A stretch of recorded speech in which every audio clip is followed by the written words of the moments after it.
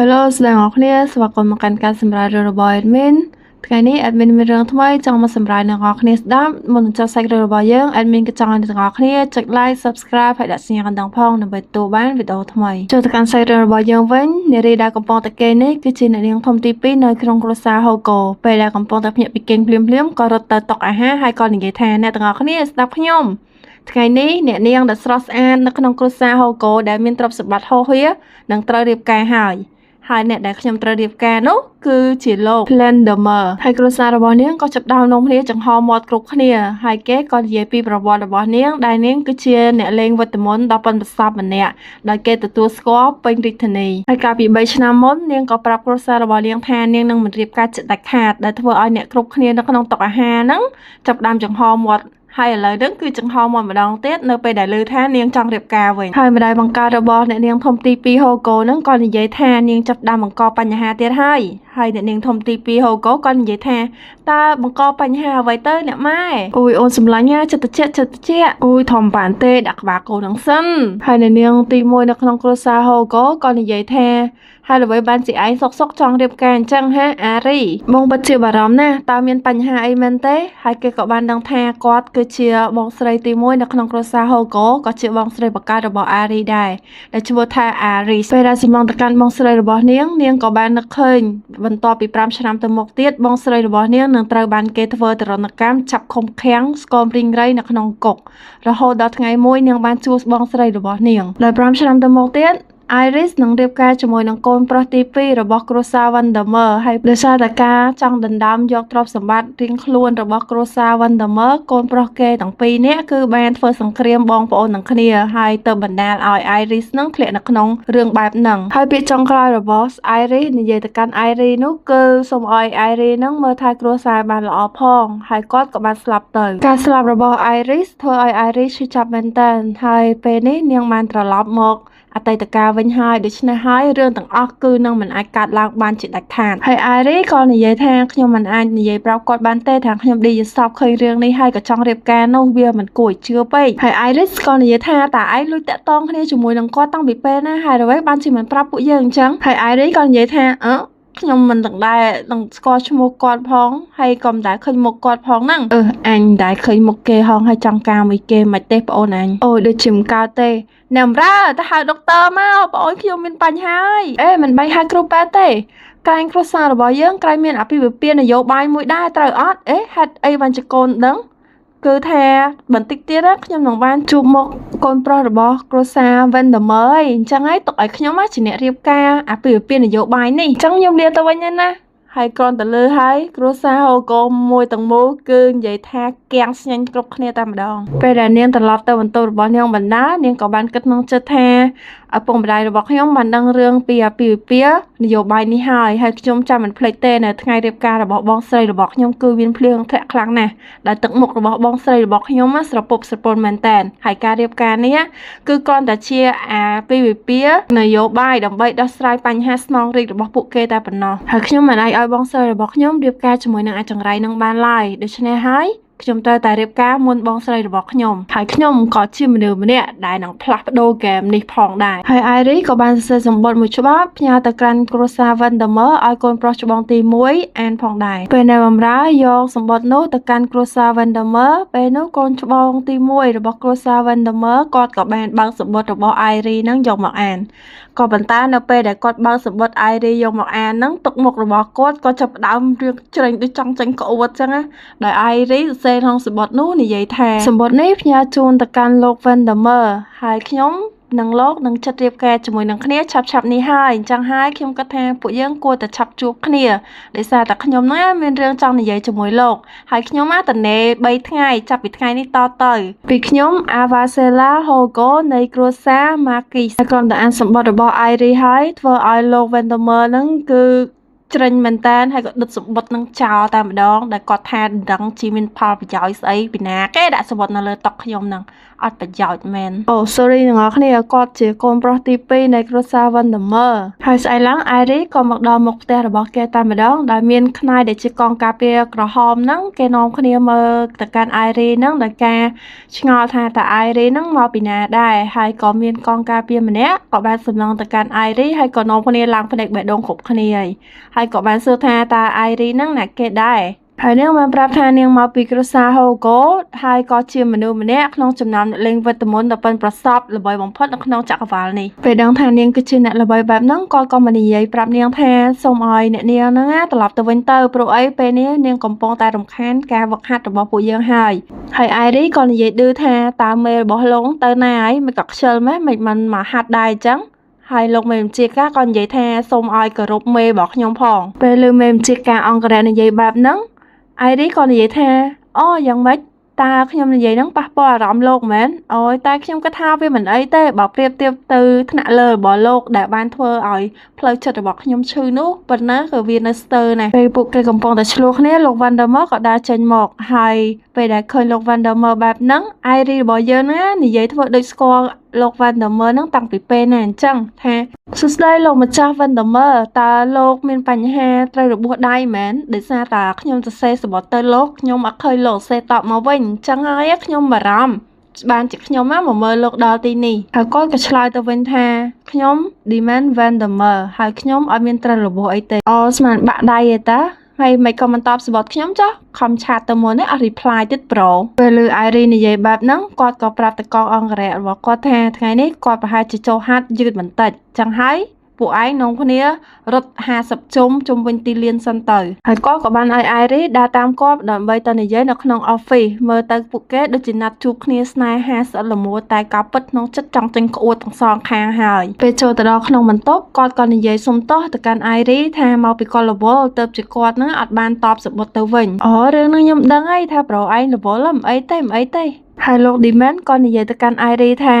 Iris គួរតែត្រឡប់ទៅផ្ទះវិញទៅព្រោះគាត់អត់ចង់រៀបការជាមួយនឹង Iris ទេហើយ Iris ក៏និយាយថាតើលោកដឹងអត់ថាគ្រួសាររបស់យើងទាំងពីរនាក់នឹងមានកិច្ចសន្យារៀបការជាមួយគ្នាអូរឿងនេះខ្ញុំមិនដែលឮផងតែឮលើកទី1នេះហើយ Iris ក៏បន្តនិយាយថាខ្ញុំបានគិតឡើងវិញច្រើនដងដែរហើយទោះជាយ៉ាងណាក៏ពួកយើងត្រូវរៀបការជាមួយនឹងគ្នាដែរមិនទាន់នឹងនិយាយចប់ផងស្រាប់តែលោក Demon ហ្នឹងក៏និយាយថាខ្ញុំបដិសេធរឿងនេះ Iris និយាយទាំងមុខពេបថាស្អីមិនទាន់និយាយចប់ផងមកបដិសេធបាត់អីហេតុអីបានបដិសេធហើយ Iris ក៏បាននិយាយអួតពីខ្លួនឯងថាការរដូវរងាលើកមុននាងបានដោះស្រាយបញ្ហាជំងឺចម្លែកមួយហើយមិនថែមពីនេះទៀតទេរូបសម្រស់របស់នាងក៏ស្រស់ស្អាតគ្មានពីណាគេហ្នឹងអាចប្រៀបផ្ទឹមបានតែ Iris នេះជាជាក់សាហាវហ្មង Iris ក៏បន្តនិយាយថាមិនថែមពីនេះទៀតលោកក៏ចង់ឲ្យបងប្រុសរបស់លោកណាចាក់ចេញពីតំណែងដែរត្រូវអត់ហើយខ្ញុំគឺអាចជួយលោកបានហើយលោក Demon ពេលដែលដឹងថា Iris ដឹងរឿងគាត់បែបហ្នឹងគាត់ក៏និយាយទៅកាន់ Iris ថាអ្នកនាង Hogo អ្នកនាងគឺជាអ្នកលេងវិតមន្តដែលបានលួចសមិទ្ធផលរបស់អ្នកចម្បាំងរបស់ពួកយើងដោយជាប៉ារ៉ាស៊ីតមួយនៃការបង្ក្រាបសត្វចម្លែកនៅភាគខាងត្បូងកាលពីឆ្នាំមុនពេល Iris ឮហើយក៏កាំងបន្តិចក៏និយាយថាខ្ញុំហ្នឹងថាម៉េចខ្ញុំបានជួយជីវិតលោកហើយអ្វីបានជាលោកថាខ្ញុំជាប៉ារ៉ាស៊ីតទៅវិញហើយលោក Demon នេះធំមុខចេញមកឡើងជ្រិញហ្មងហើយលោក Demon ក៏និយាយថានាងគ្រាន់តែឈរមើលរួចហើយក៏រកឱកាសដើម្បីចូលទៅដើម្បីគេយកផលចំណេញតើត្រូវអត់ពេលដែលលើបែបហ្នឹង Iris របស់យើងក៏បានបញ្ចេញកម្លាំងវិតមន្តរបស់នាងធ្វើឲ្យអង្គើតុកអស់ហើយ Iris ក៏និយាយថាតើខ្នាយដូចជាពួកលោកហ្នឹងមិនចេះដឹងគុណគេទេហើយលោក Demon ក៏និយាយថាវាគួរអស់សំណើចណាស់ដែលបានឮរឿងនេះពីអ្នកលេងវិតមន្តម្នាក់ដែលមិនចេះគ្រប់គ្រងខ្លួនឯងញ៉ាំទៅពីនឹងឌឺដាក់គ្នាហ្មងពេលឃើញស្ថានភាពមិនសូវស្រួលស្រាប់តែអ្នកបម្រើរបស់ Iris ក៏ចូលមកហើយក៏និយាយថាអ្នកនាងសន្យាហើយថានឹងមិនធ្វើបាបនរណាគេនៅទីនេះទេហើយ Iris ក៏និយាយថាបិទមាត់ទៅខ្ញុំត្រូវតែបណ្ដៅអាគាត់នឹងចេញម្ដងហើយលោក Demon ក៏និយាយទៅកាន់អ្នកបម្រើថាអ្នកបម្រើមិនគួរណាលូកមាត់នៅក្នុងរឿងម្ចាស់ទេហើយ Iris ក៏និយាយថាលោកឯងហ្នឹងឯងបិទមាត់ហើយ Iris ក៏បានយកឆាត់របស់នាងហើយក៏ចង្អុលទៅកាន់ Demon ថា លោកឯងនឹងស្ដាយក្រោយនៅអ្វីដែលលោកឯងធ្វើដាក់ខ្ញុំនៅថ្ងៃនេះលោក Demon ផឹកតែបណ្ដាក៏និយាយទៅវិញថានាងគួរតែផ្លាស់ប្ដូរគំនិតរបស់នាងកុំឲ្យចេះដឹងរឿងគ្រួសារអ្នកដទៃមុននឹងឲ្យខ្ញុំស្ដាយក្រោយនៅរឿងនេះហើយខ្ញុំមិនត្រូវការឲ្យនាងជួយទេអៃរីក៏និយាយតបទៅវិញថាលោកប្រកាសជាត្រូវការខ្ញុំព្រោះសិទ្ធិនៃការស្នងមរតករបស់លោកគឺអាស្រ័យនៅការរៀបការលើកនេះដោយជាតារបស់លោកបានຕົកពាក្យបណ្ដាំថាចៅប្រុសដែលបានរៀបការជាមួយនឹងកូនស្រីរបស់គ្រួសារហូកូនឹងទទួលបានគេមរតកស្នងរាជសម្បត្តិហើយលោក Demon ក៏និយាយថាវាមិនសមហេតុផលហើយអៃរីក៏នៅបន្តនិយាយថាវាគឺជាការសន្យាដែលធ្វើនៅចំពោះមុខព្រះករុណាដូច្នេះហើយលោកអាចទៅពិនិត្យមើលបានពេលដែលខ្ញុំនិយាយពេលនេះខ្ញុំនិយាយចប់ហើយលោកគឺជាអ្នកជ្រើសរើសតែប៉ុណ្ណោះពេលអៃរីចាក់ចេញទៅលោក Demon ក៏បានគិតក្នុងចិត្តថាតើលោកតាបានបន្សល់ទុកពាក្យបណ្ដាំនោះតើពិតមែនអត់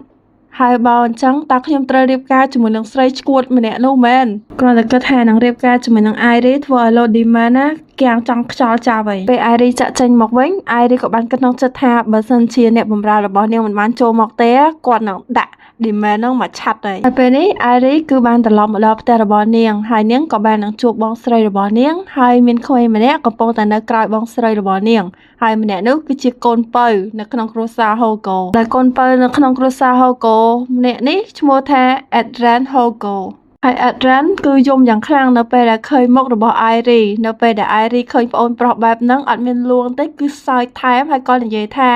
Adran ឯងមើលទៅពិតជាមុខអាក្រក់មែនហើយបងស្រីក៏ចាប់ទាញថ្ពាល់របស់អៃរីហើយក៏និយាយថា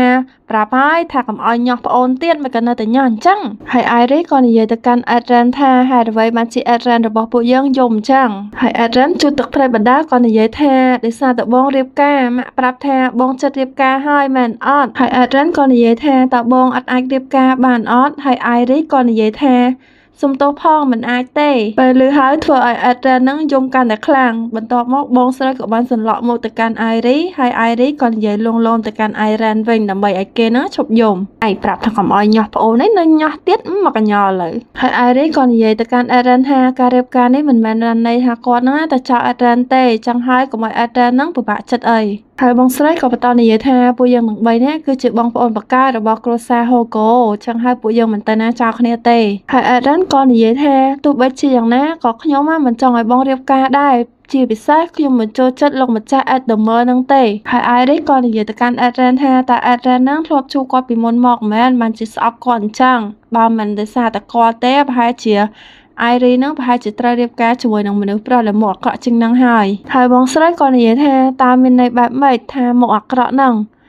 តើឯងពិតជារៀបការនេះដោយសារតែអាពាហ៍ពិពាហ៍នយោបាយមែនអត់ឬក៏មានអ្វីផ្សេងបងតែងតែចង់មានក្តីស្រមៃចង់ខ្លាចជាលោកម្ចាស់ដែលមានវិតមន្តខ្លាំងម្នាក់ដូចនេះហើយកុំធ្វើឲ្យអាពាហ៍ពិពាហ៍នយោបាយនេះខាត់ខាំងអាការរបស់ប្អូនឯសោះព្រោះឯងមានបងស្រីធំនៅទីនេះហើយនៅពេលដែលបងស្រីធំញញឹមបែបហ្នឹងនាងក៏បាននឹកឃើញកាលពី5ឆ្នាំបន្ទាប់ទៅទៀតដែលបងស្រីរបស់នាងនឹងជួបរឿងអ្វីហើយអារ៉េក៏ចាប់ផ្ដើមងើបភ្លាមហើយក៏និយាយថាវាមិនមែនដោយសារពីវិពានយោបាយទេដោយសារតែខ្ញុំចង់រៀបការជាមួយនឹងគេពុតមែនហើយបងស្រីក៏សួរថាហេតុអ្វី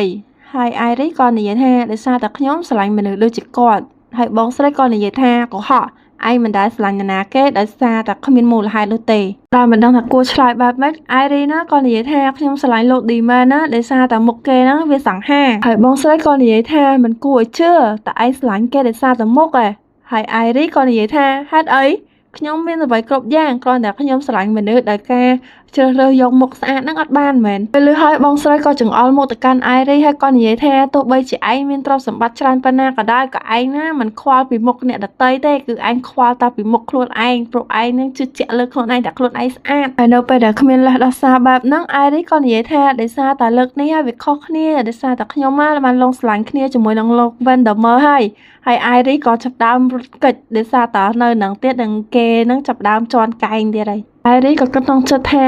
អើយអញទៅនៅចិត្តពីអ្នកបងប្អូននេះទៀតបែកការជាមិនខានទេចឹងហើយសូមឲ្យលោក Vandermeer ហ្នឹងសរសេរសបុតផ្ញើមកគាត់ឲ្យលឿនមក ចុងក្រោយមួយអាទិត្យកន្លងផុតទៅហើយដែលលោក Vandermeer គឺមិនបានសេសម្បត្តិផ្ញើមកនាងទេហើយសាច់រឿងក៏កាត់ទៅកាន់លោក Lyman Vandermeer ដែលកំពុងតែអង្គុយគិតនៅរឿងគ្រប់យ៉ាងហើយអ្វីបានជាលោកតារបស់គាត់បន្សល់នៅ